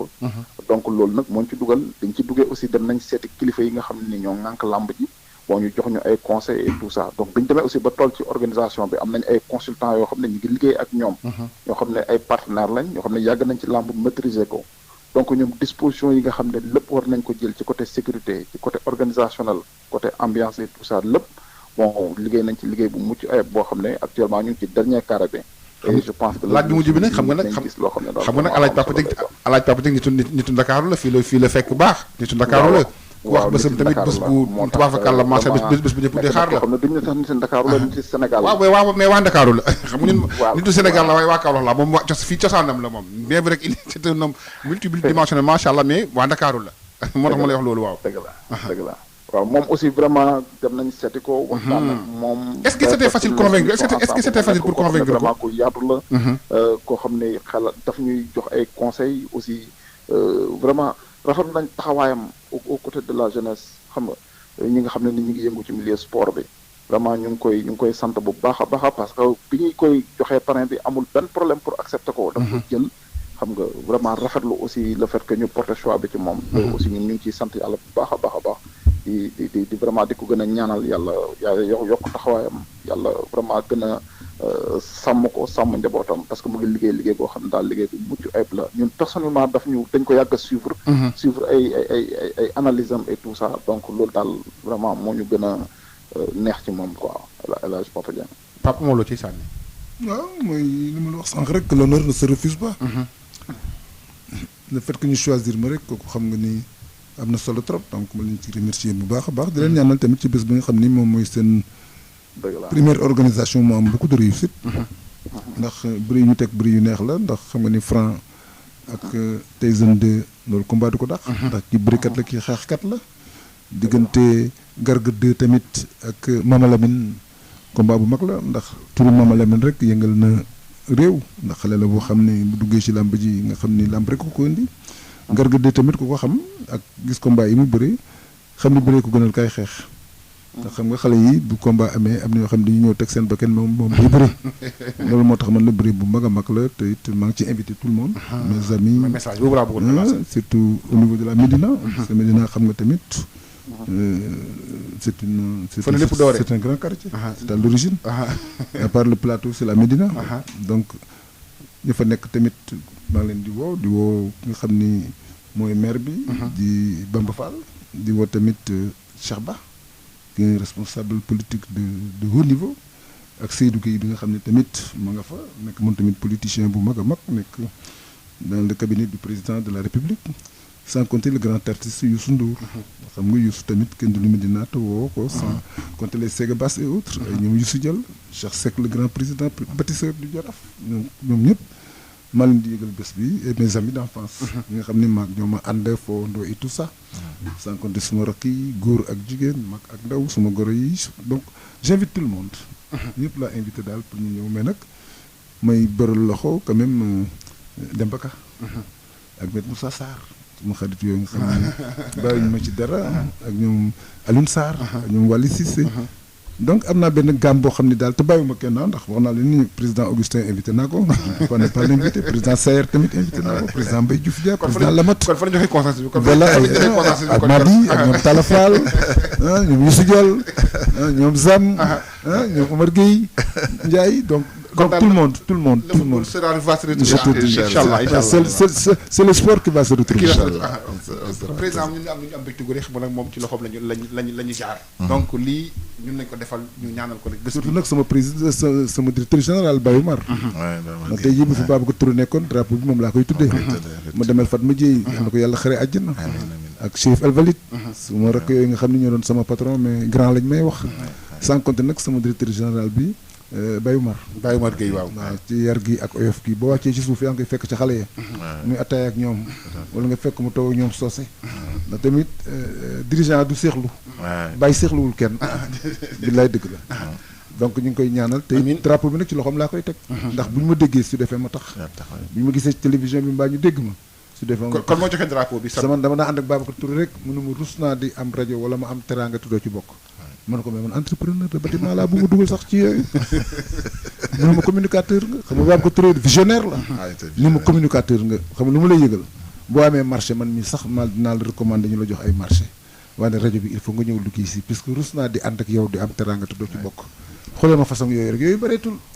c'est une race en voie de disparition. kon Pape. lépp ci loxo Baye Omar la. kon drapeau moo koy joxe sant. ndax kilifa non Baye Omar daal xam naa ni. yóbbu ko ci mbooloo sax c'est difficile puis passe la journée et la nuit à sud.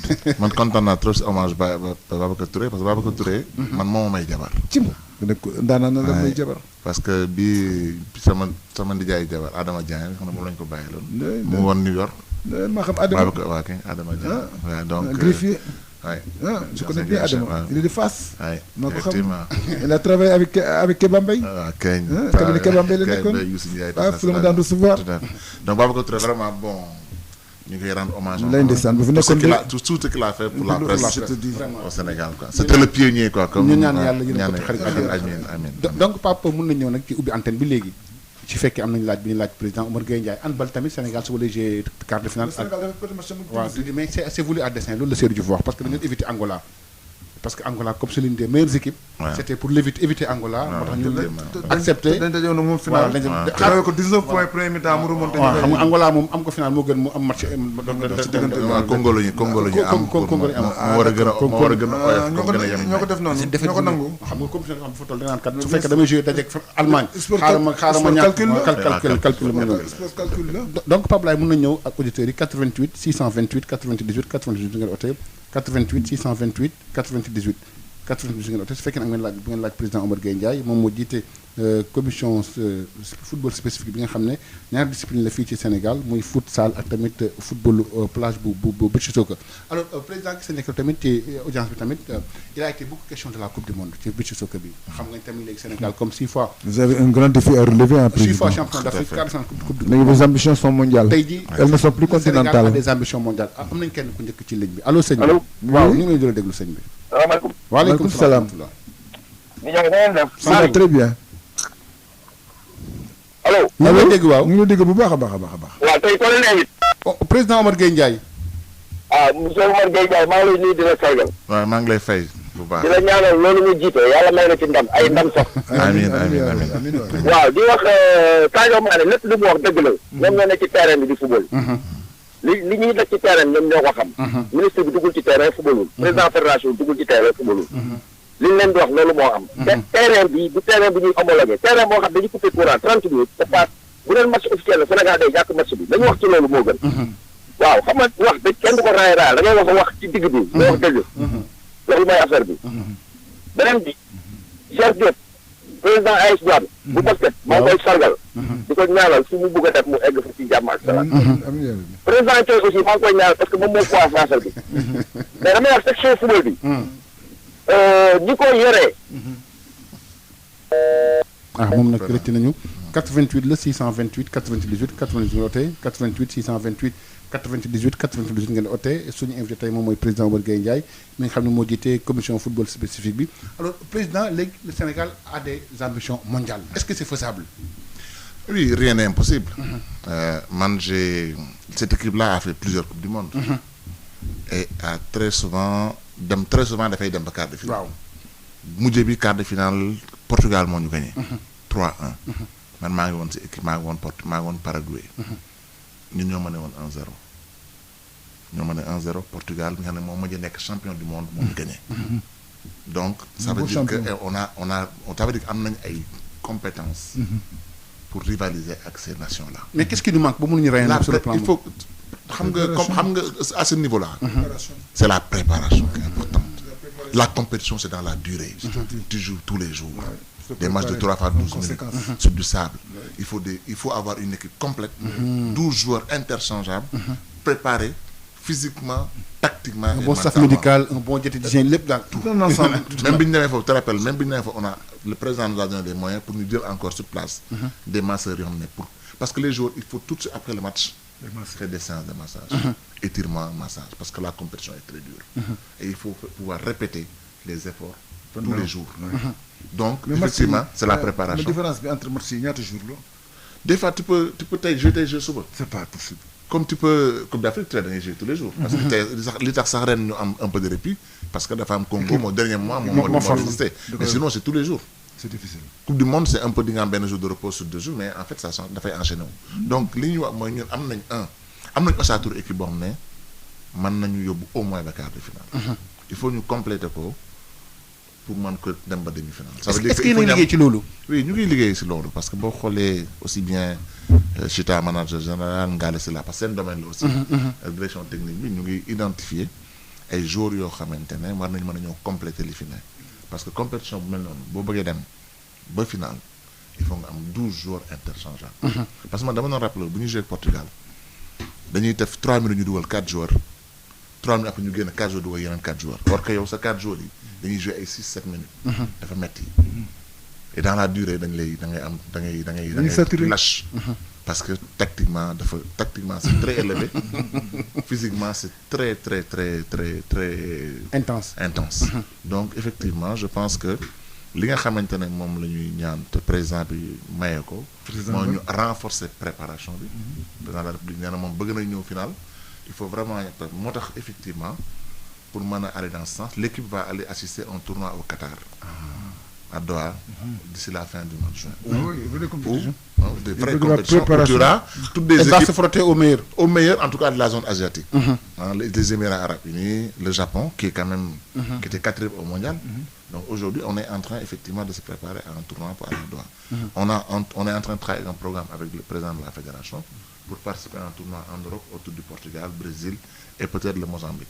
Donc aujourd'hui, on est en train de renforcer la préparation. La Coupe du Monde, c'est quand? La Coupe du Monde, c'est du 19 au 29 août, en Russie. Mais elle est proche, hein? Et c'est dans 2 mois.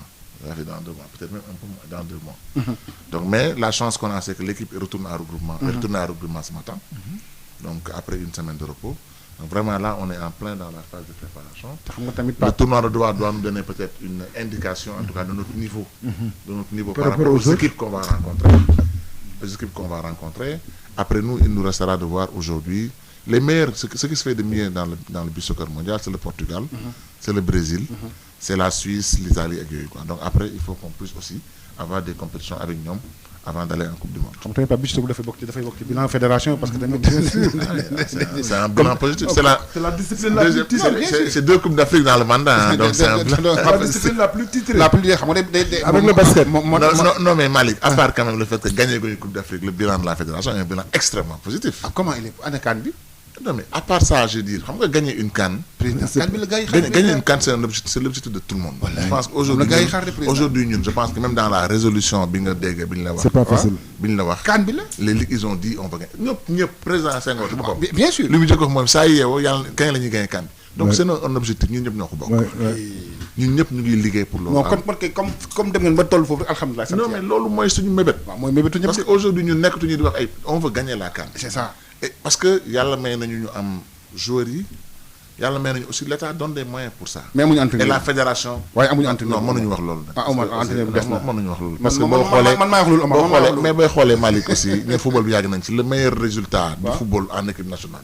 ces dernières années entraîneur bi nekk moo ko am. waaw mais il a fait 6 ans ici. 6 ans Pape 6 ans. waaw d'accord mais 6 ans xam nga 6 ans. xam nga benn final xam nga aujourd'hui quand boo xoolee. boo xoolee en Afrique. En Afrique je pense que ñaari entraîneur de nationaux ñoo yor cette équipe c'est les 2 meilleures équipes d'Afrique mooy le Sénégal qui est premier à l'handicap et Belmadi qui est champion d'Afrique qui depuis 27 matchs ne perd pas donc loolu mënuñu ko bañ a reconnaître maintenant est-ce que mën nañ ko encadrer pour faire mieux pour ça c'est ça le débat loolu mooy débat mais je pense que ne lii am solo mooy ñun ñëpp ñu muy yéen journalistes yi muy ñun dirigeants yi muy supporters yi ñu nekk autour de lui et de l'équipe pour renforcer nos chances day fekk mu nangu ko. waaw mais loolu ñun bañ laaj Augustin Senghor Pape interview émission lu mu wax renforcement structurel day mu ne day fekk moom mu Aliou Emet idée bi am na ko nekk ci allo sëñ bi oui da ngay fay rajo bi nga da ngay wàññi rajo bi nga yore allo waaw ñu ngi dégluwaat waaw Malick man dama coupé woon ak yéen waaw man la bro waaw allez-y waaw voilà maa doon wax ci Cheikh Diop président section basket bu AS Douanes mi ngi def liggéey bu am solo ci liggéey bi ñu koy jàppale aussi c'est des douaniers yu nekk en activité côté football bi aussi Bassirou Ndiaye dafa war a wut ñoo xamante ni ñoo koy jàppale ñu nekk ay agent des douanes nekk ay xale. parce que benn affaire dafa nekk. mais ban rapport allo bro nekk benn affaire rek nga jàpp ci nii. allo bro il faut nga bàyyi xale yi ñu liggéey. allo bro allo. oui. li ma la bëgg a laaj ban rapport dafa am rapport entre xale ak mag ci dirigeant dafa am rapport am dafa est-ce que y a un lien. non dama ni. waaw. dama ni Malick. waaw man loolu laay laaj rek. non man j'ai posé une question allez-y. Malick waaw. xale mooy sport. mais dirigeant amul xale ak mag. dirigeant waaw allez-y. non mais man ñi dañoo war a nekk ci ginnaaw xale yi rek justement man ñi ñoo war a jàppale xale yi. mais fi xale yi war a toog man ñu war a duñ ko toog. est-ce que yaa may dégg Malick yaa may dégg. waaw. waaw ñun ay sportif la ñu xam nañu basket xam nañu football. xam nañu handball xam nañu yooyu yëpp dañu nekk xale di topp basket ba ak sport ba léegi nii liñ ciy wax dañ ko xam waxuñu nii pour wax di sànni lu la nga man foofu laay waxee est-ce que comprendre nga ma ah. ñu ngi lay dégg bu baax. Malick. waaw ñu ngi lay dégg bu baax. ñu ngi lay dégg Malick. voilà foofu laay waxee. ñoom ay mag la ñu dañu war a couvrir booy yi wan leen naka la. booy war a dem ci instance yu mag yi war fa toog pour AS Douanes. affaire bi loolu la. mais bu ñu toog benn affaire rek toog ci nii rek. affaire bi loolu la. renouvellement quoi. affaire bi loolu la. foofu laay waxee. ok merci beaucoup. merci. merci beaucoup. merci. merci beaucoup. El Hadj Malick dégg nga li nga xam ni moom la bureau wax nee na sport bi mag ñi baax nañ si mais nañu xajal xale yi. man ça veut dire que léegi. man waruma joxe sama xalaat mais li mu wax c'est très discutable moom dëgg na xale yi xajal mag ñi moom dirigeant la ku ko mat mën ko du xam ne du ñuy bon loolu moom nañ ko nangul ba am nañ tamit Pape ku nekk ci ligne bi sëñ bi ñu ngi lay nuyu. asalaamaaleykum wa rahmatulah. waaleykum salaam wa rahmatulah taala. waa El Hadj Malick. waaw. waa Père Birahim Ndiaye dugg si waay. Birahim ñu ngi lay nuyu waaw. Ibrahima dugg si di nuyu ji Pape Dieng waay Pape namu naa la waay. lay mën a doon Ibrahima waay. Ndiaye. beneen tur bi moom dama ko waay. déedéet Pape Dieng laay wax. koo kër Grand Fall rek la kër booy naa ndeysaan tey rek dama ko doon waxtaane. ndeysaan sa ma ndaanaan bi. benn waay ndeysaan Jean-Marie Badiane Jean-Marie te nekkoon na 6e dan judo. waaw Jean-Marie. ñuy waxtaan ndeysaan ku am xam-xam ci affaire la damay déglu di ma seetaan ay samay analyse. ndeysaan Jean-Marie. ñuy waxtaan ma ne ko Père Fall daf ma mas a wax benn wax. muy ban. dañoo mas a toog maa ngi moom ci kër ga foofu mu ne ma. ma ne ko Père mu naa ma ne ko ñi ngay waxtaanal bari na mais ñi lay dégg tuuti la. mu ne ma ne ko ñi lay dégg tuuti la ma ne ko man nag xam nga fu ma lay dégg. mu ne ma fa affaire bi jaxasoo ba metti ci la indi sa xam-xam te xam nga lu ma cëral. mu ne ma fils doo nit leeta kenn mun laa daan. billahi walaay nii ma ne leeta ni doon naan kenn mun laa daan ndeysaan. ma ne ko nag fa mu mettee sa fa laay jaxasoo loolu nag moo réer xale yi. mu metti jaxasoo ba jaxase nga di alaaj Pape Dieng wala alaaj diw nga amoon borom xam-xam ne kii de waxoon na ma lii. fii boo tolloo fii defal lii. bilaay dëgg la. loolu la ñu amatul. bilaay dëgg la Ndiaye. li tax ma woote nag. émission bi neex man lool toujours dama koy déglu. bilaay ndeysaan. ak bu ñu koy defee bu ñu ko tegaateeg yëpp. bilaay ndeysaan. parce que xam-xam rek ngeen di wax dëgg yàlla ñu ngi dee ci am classe. bilaay dëgg la. waaye tey nag li tax ma gën a woote muy Omar Gueye Ndiaye moom. ah bon. waaw Sonatel di sama xarit xam di nga sama patron. xam nga Sonatel la nekkoon moom. waaw waaw. Sonatel moom daal nekk nit bu waa Sonatel ñëwee rek ngay woote xam naa ne daal fonk nga waa Sonatel. waaw ba yow sa balaa nga commencé naa yëpp. xam naa ko. Pape Dieng nit foo amee teranga moo ko so. bilaay dëgg la. Cheikh Tidiane Mbaye dama ko fàtte mukk. bilaay ndeysaan. bilaay ndeysaan. bilaay ndeysaan. Alassane Dieng fu ma judd maa ngi koy ñaanal ci gudd fan. amiin Tidiane ak yarkat ku ndeysaan. baax ku jub ku dëggu. bilaay ndeysaan. koo xam ne du woon boppam maanaam dana yilif ba pare du la woon boppam damay lii. bilaay dëgg la. xam nga loolu bu yow Pape Dieng xam nga ne yilif nit ba pare doo ko wan ne ko maay sa chef maay lii. dama xam wala yaay sama lii. Tidiane Mbaye de moom la te xam moom man xam maa naa doon ko. seen chauffeur yor oto bi waaye teewul. Tidiane sama Mbaye. collègue sax lay wax du wax sax sama chauffeur naan sama collègue. sama collègue. gis nga Tidiane Mbaye moom de moom xam naa ko Tidiane Mbaye de directeur gi sax dañ la koy wax du ko wone. mu ngoog wane wu ko doxee mun na mu dee Alassane Dieng nag di waaye Alassane Dieng def loolu. Alassane Dieng tamit noonu la mel. mais lu tax Omar Gueye Ndiaye moomu yàgg nañoo waxtaan ba muy jóge France fekk ma ak Alassane moomu gis nga ko. waaw. ñu nekkin mu rafet nag. te dara mosul ñaaw. moo tax bi ma ko déggee léegi ci émission maa mbégte lool. ay jaayeen ngeen. Malick maa ngi kontaan trop nag seen émission. merci beaucoup Père. yàgg laa ci Pape Dieng moom waaw. mais war ngaa dellu si waat de. mais Birahim waaw maa ngi nuyu waaw. mais Birahim kontaan naa trop dégg la waay vraiment. ah yow tam yow tam Pape kii kontaan nag dégg nga moom Omar. kii sama xol ak sama xel yëpp di jóg ci yow nag. ah oui wallaay. mais gëj nañu madame Ndiaye gëj na la gis il faut temps nga jaar quoi. waaw dëgg la gëj naa jaar mais xam nga rek booy jëm maag ak responsabilité yi ma yor fii ci quartier bi yu mel noonu rek. Pape kii moom dafa nekk koo xamante ne waaye sama xol ak sama mën naa ne xel sama yëpp ci yow nag. intégration Sonatel. waaw ñi ko si la bokk moom. wallaay bi ma ndeysaan. ñëwee jógee effectivement ni ma wax jógee France ñu recruté ma Sonatel. dëgg la dama ñëw fekk moom mu nekk si direction bi ñu ma recruté. waaw waaw. et puis vraiment ma ñëw mu nekk comme ni mu ko waxee nekk chauffeur bi. di ma wan di ma tette di ma conseiller. peut-être tey lu yàlla defee ba ma nekk bi may dugal lu ndaw laa foon ba nekk directeur Sonatel. Birahim Ndiaye mii ñi nga xamante ne vraiment. si ñi ma tette si la bokk quoi kooku moom. gis nga Pape Dieng. Birahim Ndiaye ànd moomu tey du ko fàtte mas naa ko yëpp ñu dem seeti benn collègue am bu mu bokkoon service. kooku dafa ñëw rek Mamadou Diop joxoon ko responsabilité rëy. ñu ànd fa te ñoo jàngandoo français yooyu ba ñu génnee dama ko ne Omar ma ne ko boîte bi nga nekk boîte avenir la. te nii ma la gisee man nga fay doon lu ne suba. laaj ko mu nga noonu yàlla rek a sama waaye tey jii gis nga Sonatel kenn mënut a tudd ñetti wala ñeent yokku te bokk ci.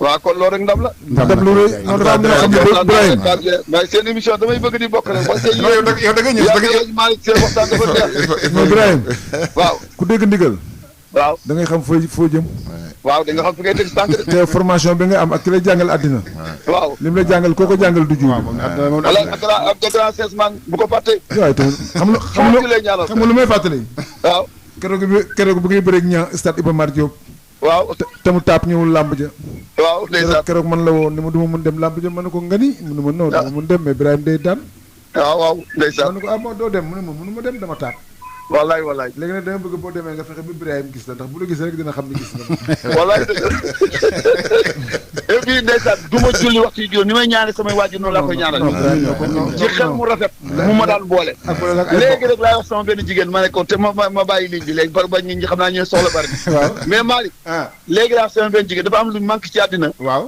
te mag ñi war nañu koo dindiwaat mooy di defaree waaw di defar damay ñëw ne Malick Dia ñu ne woy kooku nangam waay dafa mel nii dafa mel naa daal di gën a yàq daram loolu defarul àddina da ngay gis Pape Dieng ak Birahim Ndiaye xëy ñoo neexoo nga fexe ba dox ñu jubóo loolu mooy àdduna Birahim nga gis koo xam ne ci ak kii dara leen a boole seetaane nga dox ñu baax ñu nekk benn waaye yor essence ak taal sa war a jël ensemble pétrole ci sotti rek loolu nag moo yàq àddina te looloo fi bari jërëjëf Birahim merci waay merci pour témoignage jërëjëf Birahim dinaa la wax ñëpp xam nga Birahim waaw dañ ma tudde làmb xam nga samedi dégg nga ko sax yëguma ko xanaa kon dégloo émission bi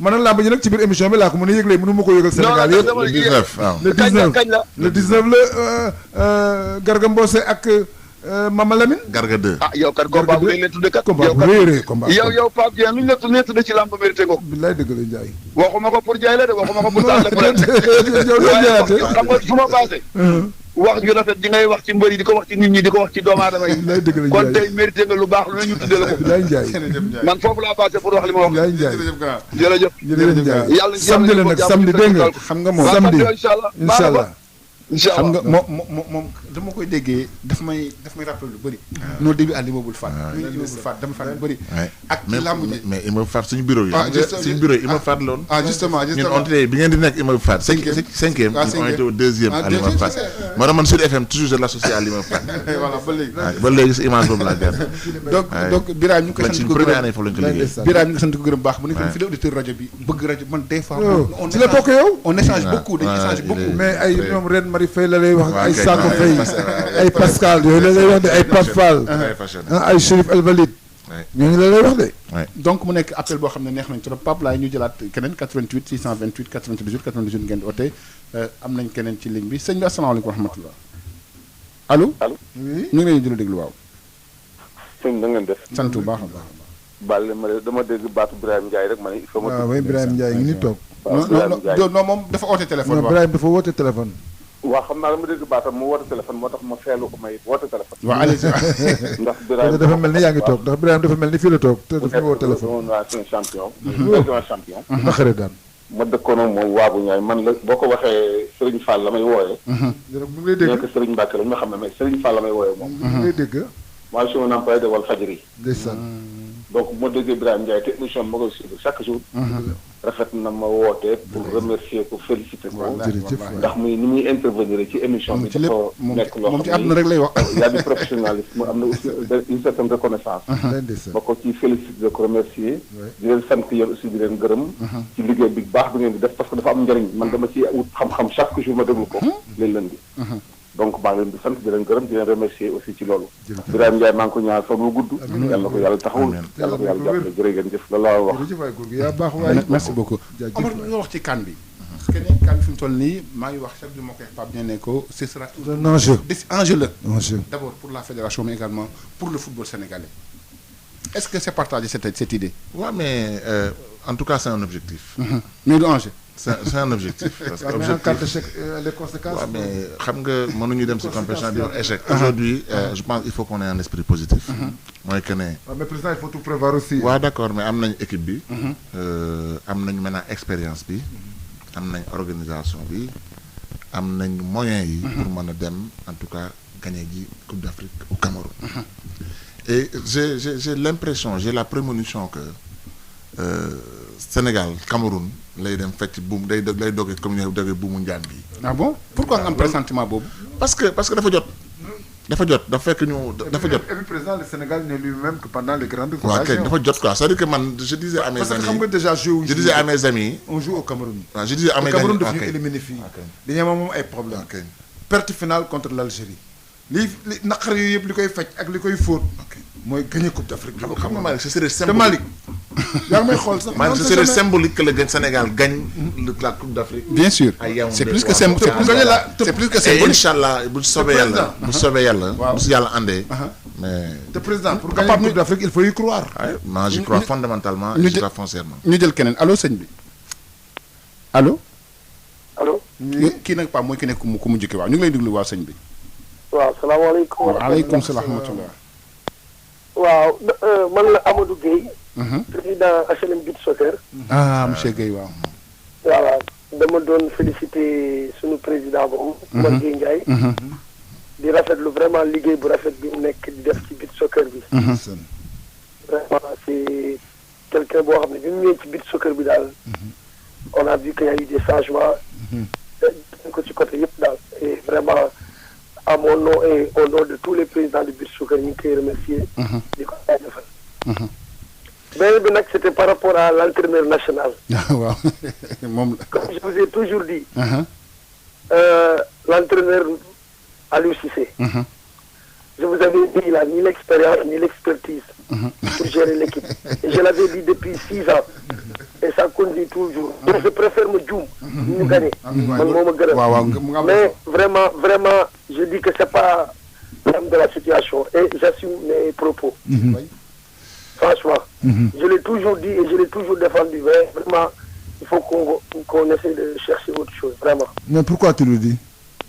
Tu te bases sur quoi? Non, dafa bari xam nga ndax man li ma gën a metti xam nga Aliou quand il venait dans l'équipe ñu koy jox équipe bi dañuy dootuñu jël tubaab moom bi ñu ko jëlee moom moo jël tubaab teg ko comme adjoint c'est ça qui m'a daf ma gêné alors que bi muy dem Jeux Olympiques il était avec Sega yàlla ko yàlla yéen il aurait dû travailler avec Sega avec les anciens mais moom dafa verrouiller équipe bi.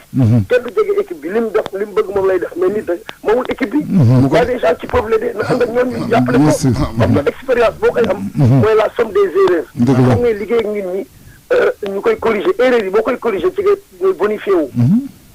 dëgg la mais bu fekkee toujours éternel que le commencement la day metti. tout le temps Sénégal yi bu ñu demee ba jege l'objectif presque ñu am déception. Alors qu'il y a des expérimentés qui peuvent... mais je crois que ça, c'est sa dernière chance. S'il échoue encore une dernière fois dans ce tournoi-là, ses chances seront minces pour se maintenir en équipe nationale, je crois. Tout le peuple dañ koy ñaanal pour mu gagner. waaw mais xam nga fu mu nekk nii mon frère doguma la mais xam nga changer entraîneur léegi doucement xam nga dañuy waxtaan rek li nga wax dégg nañ ko bu baax te it kenn mënu koo randal ndax li nga wax dafa am foo ko teg fu wóor a wóor mais nag xam nga tamit on ne peut pas changer d'entraîneur à quelques mois d'une compétition. Non, c'est trop clair, on peut plus changer. Voilà. Ça c'est clair, on peut plus changer. Léegi nag moom dafa war a nangu ñu accompagner ko jàppale ko. Voilà. warul dëgër bopp dafa war a nangu ñu jàppale ko. ndax nit ñi xam nañ mais équipe bi moom moom la ñuy jëli jàppale ko ci. équipe bi moomu ko. waaw mais moom bu ko bëggul ñun mënuñoo dem ci loolu. ah waaw ñu forcer ko. ah mais buñ ko forcer kon joxatuñ ko le plein pouvoir. waaw loolu sama xalaat. en tout cas président Ben merci. Alaaji Papa Dieng également journée bi ñu la tuddee vraiment mérité nga ko. mérité nga ko trop et vraiment damay profité également ci occasion bi. gëj naa dugg ci rajo bi trop. mais xam naa ni sa xarit. Pape Diouf bu Marseille maa ngi koy jaale Sénégal yëpp bu fi nekkoon tey ci série devant ci sa journée bi ñu tudd ci lamb ji parce que quelqu'un boo xam ne xarit ngeen xam naa ne xarit ngeen def ngeen lu ne vraiment mais nag yàlla ko yàlla yërëm fu mu mais vraiment yàlla dolli sutura mais président kontaan nañ mais Ben maa ngi gën a kontaan da nga ma jox opportunité occasion pour vraiment féliciter Malick ñu ngi wax compétition bi soccer truc mais le travail à la base est fait par ces gens-là. Des présidents de club. Les gens de l'ombre. Des présidents de club comme Ben qui est HLM, comme ñoom Guissé Golf, ñoom Ibrahima Ndiaye, ñoom bu ma limee damay jiw, ñoom Thioy, ñoom Diba, qui tous les jours, tous les samedis sont en place. Les joueurs que tu as vu gagner, ils jouent tous, ñoom ñëpp championnat Sénégal la ñuy joué. tey bu dul woon ñoom peut-être que compétition duñu gagner les compétitions, les dernières compétitions. Donc profiter de l'occasion et de l'opportunité pour les féliciter et leur rendre un vibrant hommage. La plus grosse récompense pour ces présidents-là, c'est la victoire de l'équipe nationale de beach soccer. Parce que ñoom ñooy liggéey tous les jours. ñooy tàggat xale yi. ñoo leen di yóbbu ñoo leen di transporter ñoo leen di faj ñoo leen di primer ñoo leen di dugal seen logique de performance ba booy yi mën a ñëw tey. équipe bii ñëwoon foofu keroog Palais. ñoom 15 yëpp Sénégal la ñuy football dans le championnat. Excepté Ben Ndour qui était à Vision qui est parti en Nord-Sûrement. Donc Ben, à travers vraiment toi, damay profiter pour féliciter tous les présidents et puis vraiment vous remercier et vous encourager en disant que le travail qui a été fait est visible parce que c'est grâce à ce travail-là que les performances. Allez, merci. Et également handball bi également yàlla ñu yàlla defal ndam. Amiin vraiment le président le mérite. mais Ben fi mu ne nii dépassé nañ ay Aliou am na combat amul ko wala moo des fi ne nii. dem na ko pene dem na li des fi ne nii pour man. mooy que comme ni ko Pape waxee. aujourd'hui union sacrée mëntuñu changer entre. union sacrée. fi mu ne nii on est sur la bonne voie. man daal j'ai le sentiment que en tout cas li ñu bu si ñëpp jàppee. bon bu ñu demee Cameroun dinañ gagner ñaari parce que xam nga gagner Coupe d'Afrique au Cameroun. lan moo gën a neex pour le Sénégal. c'est mon rêve. Je pense que c'est le rêve de tous les Sénégalais. Yàlla na yàlla def que ce rêve-là se réalise. Amiin président. Donc président yow ñii ce sont les compagnons de moments difficiles et de lendemains meilleurs. Les compagnons de moments et de lendemains. C'est-à-dire que c'est avec eux je passe tous les jours à la plage de Diamalaye à Toubab Dialaw à faire des matchs et vraiment dans la fraternité, dans l'union. Et vraiment dans l'esprit de compétition. Les compagnons de moments difficiles et de lendemains meilleurs. Tout à fait. kon mbokk auditeurs yi émission bi jeex na président ñu bàyyi la rapidement rek nga tàggu auditeurs yi. mais di leen sant di leen gërëm. di remercier encore Malick di la remercier yow et puis di remercier aussi auditeurs yi nga xamante ne ñooy déglu tous les jours rajo bi ak émission bi. di leen wax ne vraiment passé naa ay moments yu agréable avec ñoo xamante ne am na expérience importance ba entre Malick ak Pape Dieng. vraiment content trop di wax na ne saa yële ma soxla rek maa ngi seen disposition. c'est une complicité affective. merci kon mbokk auditeurs yi émission bi jeex na kontaan nañu trop yéen ñu ko déglu ak ñi intervenir émission bi incha allah dinañ ko tegaat demee après le journal de la nuit ci Sud FM seen rajo. ngir massage bu jaar ci yoon taamu leen gamme Piro Valda Valda Afrique ak Piro Valda ñoo leen doon may seen émission Rétro Sport.